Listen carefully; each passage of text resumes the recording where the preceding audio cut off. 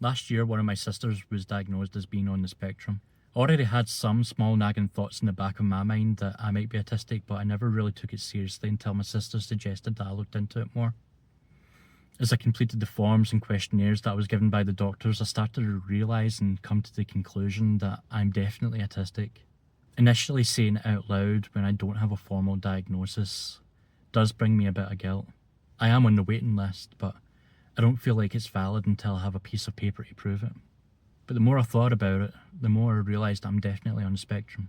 At first I thought the epiphany led me to start unmasking and just become more myself, but I've since learned that that wasn't just unmasking. It's something known as skill regression. I think a Reddit post from the user Lexocracy I found explains it the best, so let me lift from that. Skill regression is when a neurodivergent person has a breakthrough regarding their diagnosis.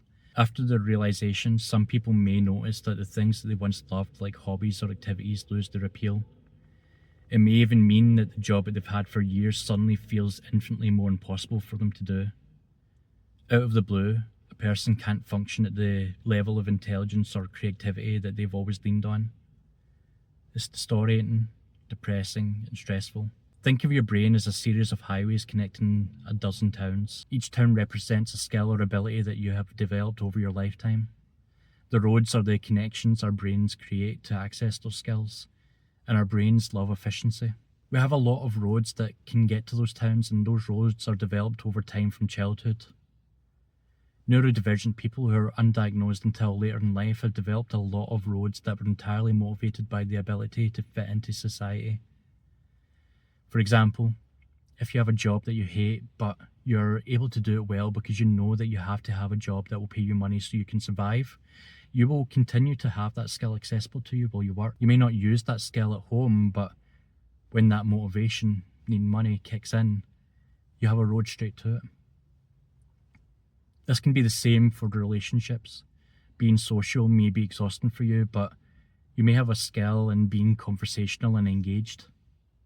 Your motivation for that may have been the desire to fit in among family, friends, and peers.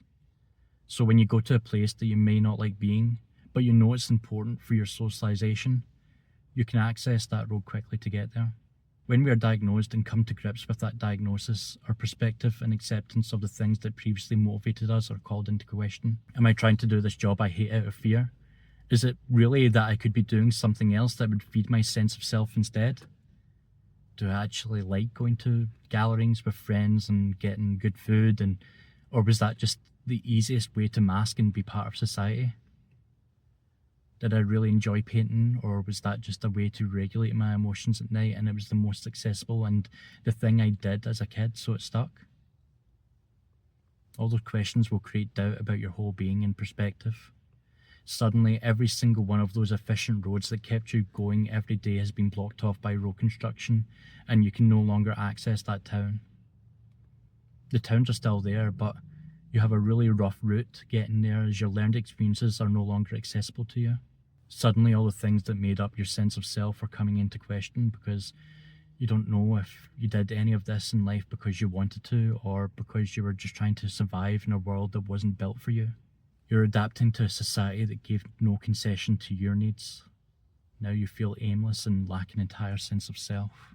I feel like this Reddit post makes a lot of sense, but I don't see a lot of people talking about it or talking about their own personal experience and how it affected them.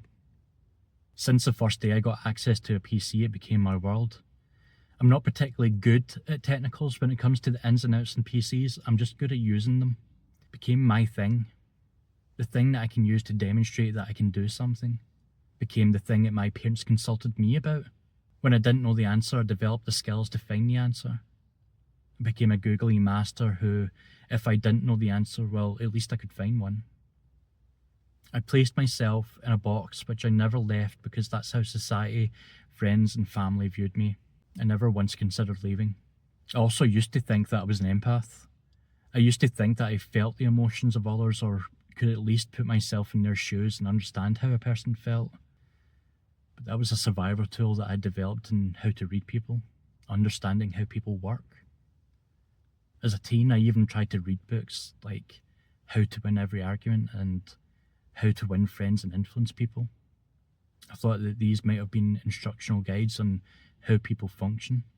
It was great that I could take something as complex as the human mind and put them all into categories.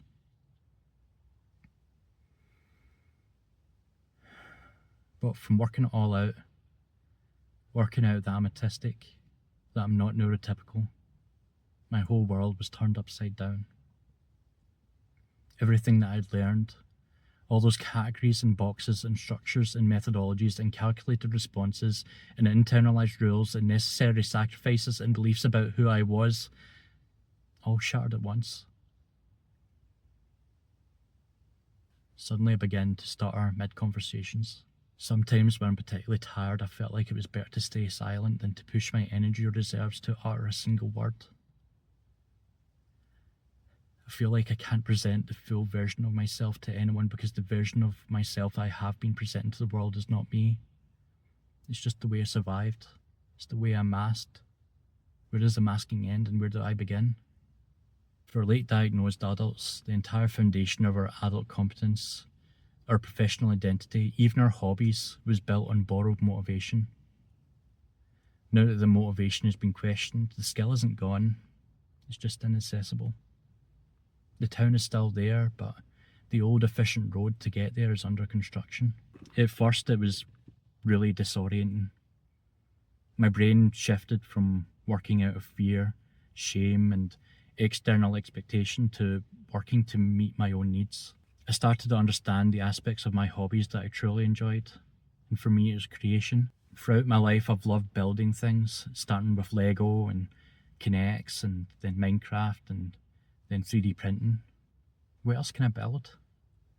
What else can I create? I stopped going on the PC as much, stopped gaming as much, and took the blank canvas of my lawn to create a garden. I grew 100 sunflowers from seed. I built planters and other things out of wooden pallets. Suddenly the version of me who was stuck in that pigeonhole of being the PC guy was free, and I could actually do things that just made me happy.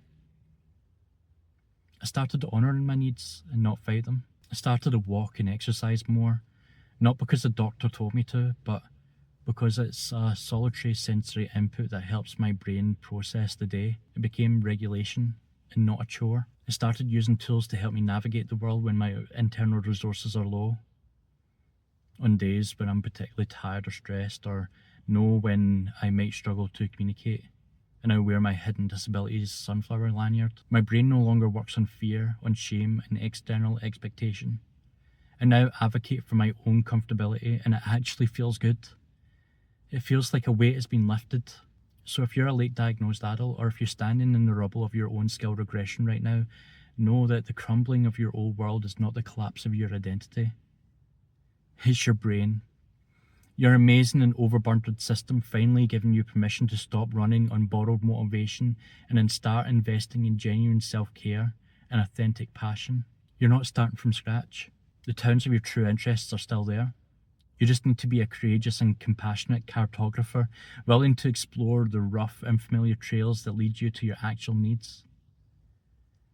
Your goal isn't to try and fix that old, masked version of yourself.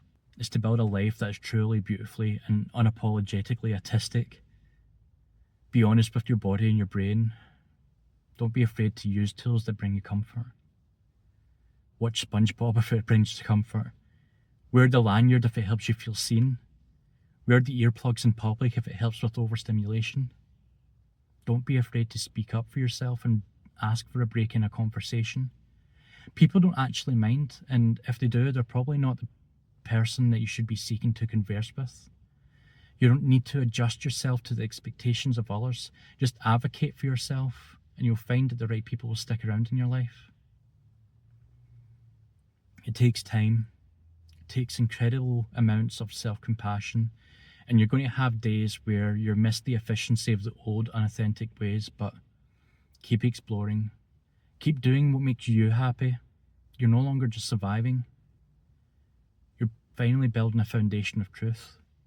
And although it might feel scary at first, it's actually quite freeing.